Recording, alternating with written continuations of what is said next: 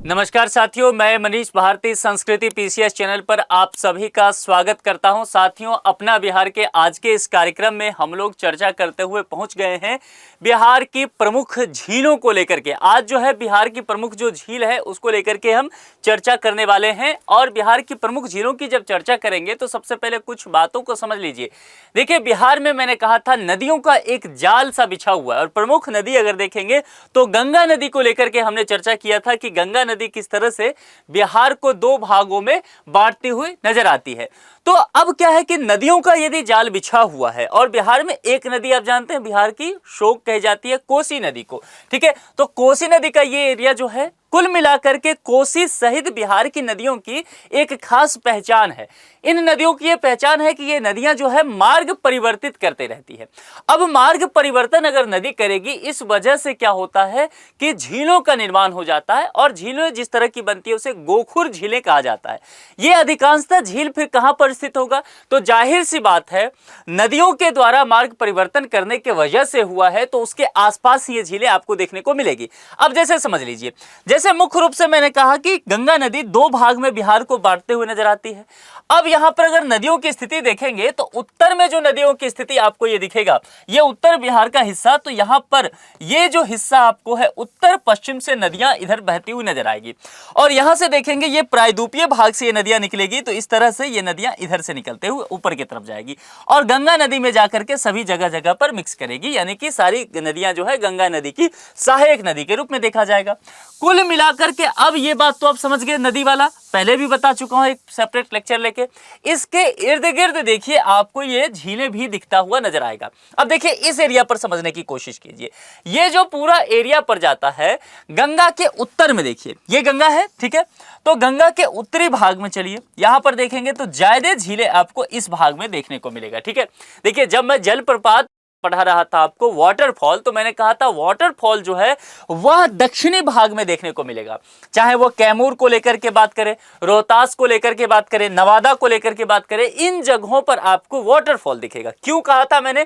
क्योंकि यही वो एरिया है जहां पर जो है पठारी या पर्वतीय भाग है ना। तो वाटरफॉल कहने का तात्पर्य हो गया कि कोई पहाड़ी क्षेत्र है, वहां से जल जो है नीचे गिरता हुआ है। मामला समझ में आ गया। लेकिन जब झील की यहां पर चर्चा करेंगे तो नदियां इंपॉर्टेंट हो जाएगी, पहाड़ या पठार नहीं। तो इस लिहाज से ये जो उत्तर वाला हिस्सा और उत्तर पूर्व का हिस्सा जो है वह ज्यादा इंपॉर्टेंट होगा। तो गंगा से देखिए उत्तर वाला हिस्सा हो गया। इसके अलावा देखेंगे आप गंडक नदी की चर्चा करेंगे, चूंकि बिहार के उत्तर में आपको यहां पर गंडक, बूढ़ी गंडक, बागमती, ये सारी नदियां जो है वह नजर आ जाएगी, महानंदा। तो यहां पर देखेंगे तो यह हिस्सा और गंडक के इर्द गिर्द वाला हिस्सा देखिए। इसके अलावा जो है कोसी के आगे का हिस्सा देखिए, जो कोसी का भी पूरब वाला हिस्सा पड़ जाता है या उसके आसपास, वहां भी आपको झीलें जो है दिखाई देगा। ठीक है, इस पर हम विस्तार से बताएंगे कि कौन कौन सा झील यहां पर है। ये मैप आगे आपको और भी देखने को मिलेगा। प्रमुख झीलों की चर्चा अगर करते हैं तो सबसे पहले डिस्ट्रिक्ट वाइज हम देख लेते हैं। देखिए प्रमुख मैं बता रहा हूं, इसके अलावा भी बहुत सारे झीलें हैं छोटी बड़ी, लेकिन प्रमुख की अगर चर्चा करेंगे तो कांवड़ झील को लेकर के बातें किया जाता है। कांवड़ झील के विषय में आप सब पढ़े होंगे, या बेगूसराय में स्थित माना जाता है। ठीक है, ये जो है बेगूसराय जिला में स्थित एक गांव पड़ता है, मंझौल गांव। ठीक है, मंझौल गांव के कोई लोग हैं तो कमेंट करके आप मुझे बता सकते हैं, या बेगूसराय डिस्ट्रिक्ट के। तो मंझौल गांव में कांवड़ झील पड़ता है। इसके अलावा जो फिर एक बहुत फेमस है वह है कुशेश्वर स्थान झील। देखिए कुशेश्वर स्थान झील जो है दरभंगा डिस्ट्रिक्ट में पड़ता है और दरभंगा में ही एक जगह है, उसका नाम है कुशेश्वर स्थान। वहां पर जो महादेव है भगवान शंकर, उनका कहा जाता है कि एक स्थल है और काफी पर्यटन के लिहाज से भी यह स्थल जो है महत्वपूर्ण हो जाता है। जब पर्यटन की मैं बात करूंगा तो हम बात करेंगे वहां पर दरभंगा जिला के, यहां पर बातें किया गया। दरभंगा के इस हिस्से में जो है वह कुशेश्वर स्थान आपको देखने को मिल जाएगा। उसके बाद अनुपम झील की चर्चा करते हैं। ये अनुपम झील जो है आपको दक्षिण बिहार में देखने को मिलेगा और दक्षिण बिहार में बिहार का सबसे साइड में अगर आप आ जाते हैं तब आप यहां पर देखेंगे कैमूर डिस्ट्रिक्ट पड़ता है, तो कैमूर में पड़ेगा। उसके बाद घोघा कटोरा बहुत ही फेमस झील है और पर्यटन के लिहाज से भी बहुत महत्वपूर्ण है। घोघा कटोरा झील जो है वह राजगीर के पास है और नालंदा डिस्ट्रिक्ट में है। ठीक है, तो जो लोग भी यहाँ घूमने फिरने गए होंगे वह जानते होंगे इस झील के विषय में। उसके बाद कुशेश्वर स्थान झील, उसके बाद गोगा बील झील। गोगा बील झील जो है वह कटिहार डिस्ट्रिक्ट में आपको एकदम जाएंगे पूरब की तरफ, पूरी तरह से वेस्ट बंगाल के तरफ चले जाएंगे वहां पर।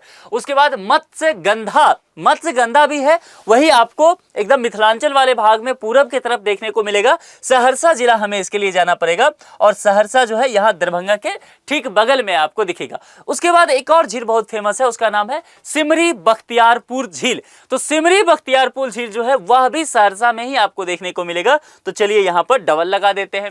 उसके बाद मुचलिंदा झील, ये बोध गया में पड़ता है। बोध गया पर्यटन के लिहाज से भी इंपॉर्टेंट है, तो गया डिस्ट्रिक्ट में पड़ जाएगा।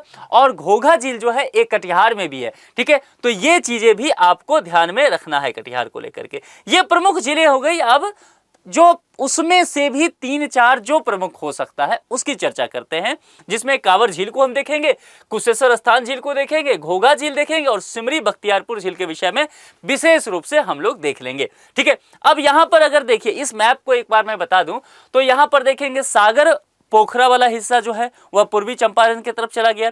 यहां पर देखेंगे आप, मैंने कहा था गंगा से उत्तर और गंडक के आसपास के एरिया पर आपको नजर डालना है। यह जो हिस्सा देख रहे हैं तो 2-3 लेक 4 लेक तो आपको यहां पर दिखेगा, जो कि दरभंगा डिस्ट्रिक्ट से ही आपको सीधे सीधे जुड़ा हुआ नजर आएगा। क्योंकि दरभंगा डिस्ट्रिक्ट में जो है नदी, और नदी के साथ साथ आप देखेंगे तो यहां पर जो नेपाल से और हिमालय से आने वाली नदियां हैं उसका प्रवाह ज्यादा देखने को मिलता है। इसीलिए आप यहां पर देखेंगे दरभंगा के बीचों बीच शहर में, और खास करके जो लोग दरभंगा के रहने वाले हैं, दरभंगा जंक्शन पर जब गए होंगे तो स्टेशन के पास, रेलवे स्टेशन के पास ही ये सब चीजें आपको देखने को मिल जाएगा। एक जो है दिग्घी पोखर वहां पर कहते हैं, तो दिग्घी पोखर जो है कहते पोखर है, ठीक है, लेकिन वह झील है अपने आप में। बहुत सारे लोग वहां गए भी होंगे घूमने। उसके बाद हरारी पोखर, जो दरभंगा के लोग हैं जानते ही होंगे। गंगा सागर का नाम आपने सुना ही होगा। इसके अलावा जो है दरभंगा शहर से बाहर, ये तीनों तो दरभंगा शहर में ही है, लेकिन इससे बाहर जब आप निकलेंगे और कुछ दूरी दरभंगा से बाहर निकल के बहेरी होते हुए कुशेश्वर स्थान पहुंच जाएंगे तो कुशेश्वर स्थान में जो झील है उसका नाम है कुशेश्वर स्थान लेक, ठीक है। और यहां पर मैंने पहले भी बताया पर्यटन के लिहाज से भी यह जगह महत्वपूर्ण है और भगवान शंकर का यहां पर कहा जाता है कि सिद्ध स्थल है, तो यह जगह भी महत्वपूर्ण है। इसके अलावा देखेंगे आप यहां पर तो दक्षिण में आ जाइए, दुर्गावती रिजर्वायर लेक आपको नजर आएगा। इसके अलावा घोघा कटोरा का हमने बात किया ही, उसके बाद घोघा लेक आपको इस एरिया में भी देखने को मिल जाएगा और गोगा बिल लेक भी यहां पर देखने को मिलेगा। सिमरी बख्तियारपुर लेक का हमने चर्चा किया ही, तो ये मत्स्य गंधा भी आपको देखने को मिल जाएगा। कांवर लेक जो है वो बेगूसराय में देखने को मिल जाएगा। ये सारे महत्वपूर्ण आपको यहां पर देखने को मिल जाएंगे। चलिए अब यहां पर 3-4 जो प्रमुख है उसकी चर्चा कर लेते हैं, जिसमें सबसे पहले मैं आपको कांवर झील के बारे में बता देता हूं, क्योंकि सबसे ज्यादा प्रश्न इसी से आए हैं। और ये जो है देखिए यहां पर कांवर लेक जो है ये एरिया पड़ता है और यह बेगूसराय डिस्ट्रिक्ट में पड़ेगा, ठीक है। तो पहले ही बता चुका हूं बेगूसराय के मंझौल गांव में यह स्थित है और इस झील का क्षेत्रफल कितना है तो 16 वर्ग किलोमीटर है। अब एक बात और समझ लीजिए, यह फैक्ट पूछा जा चुका है, आप अलग से नोट कर लीजिए। यह एशिया की सबसे बड़ी गोखुर झील है, एशिया की सबसे बड़ी गोखुर झील है। याद कीजिए मैंने स्टार्टिंग में कहा था कि नदियों के द्वारा जो जल मार्ग उसका है उसमें जो परिवर्तन किया गया उसके वजह से इसका निर्माण हुआ। तो यहां पर जो नदी है उस नदी का क्या नाम है, गंडक नदी।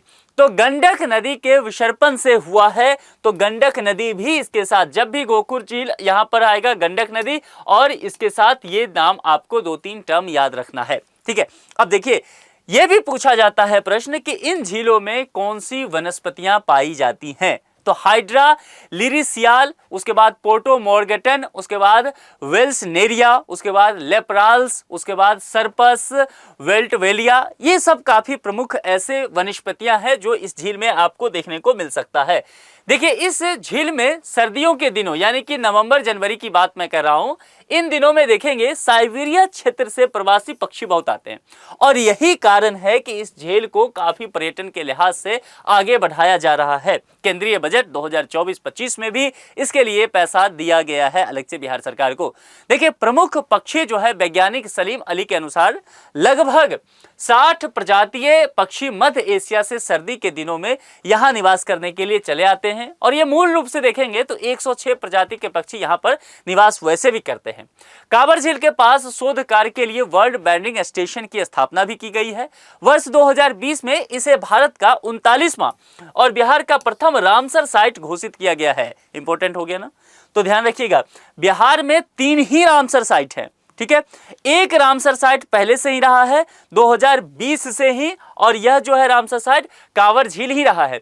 अब 2 रामसर साइट और ऐड हुआ है, मैंने पढ़ाया था। अब मुझे कमेंट बॉक्स में बताइए कि वो दोनों रामसर साइट कहां पर है। 5 किलोमीटर के आसपास ही है दोनों, ठीक है। तो किस डिस्ट्रिक्ट में है और उसका नाम क्या है जरा मुझे बता दीजिए। मैं बता चुका हूं वैसे पिछले लेक्चर में, इसलिए बता अभी नहीं रहा हूं।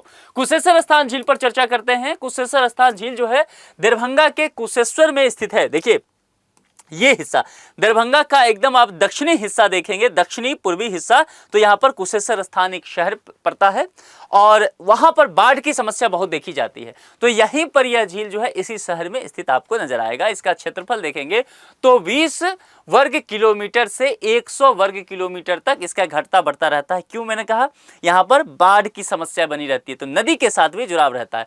वर्षा काल में जल की अधिकता के कारण झील का अत्यधिक विस्तार हो जाता है, यहाँ बाढ़ आती है। इस झील में कमला या करेह नदी जो हो गया, तो करेह नदी आदि नदियों का जल एकत्रित हो जाता है जाकर के। यह झील जो है मछली उत्पादन का केंद्र है।